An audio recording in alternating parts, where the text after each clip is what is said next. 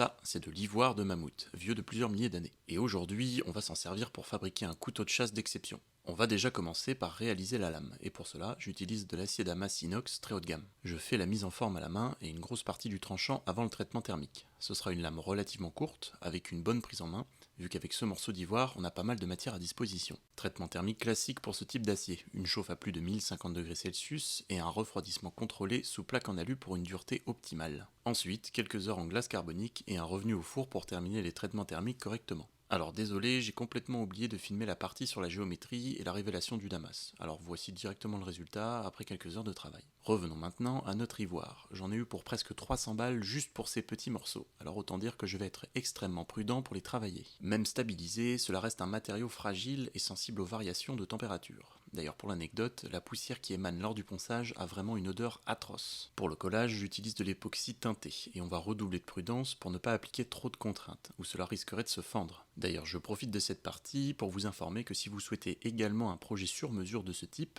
les commandes sont ouvertes et je suis joignable via les réseaux sur mon profil. Et voilà le résultat, on a un beau rendu bien lisse et brillant avec une excellente prise en main.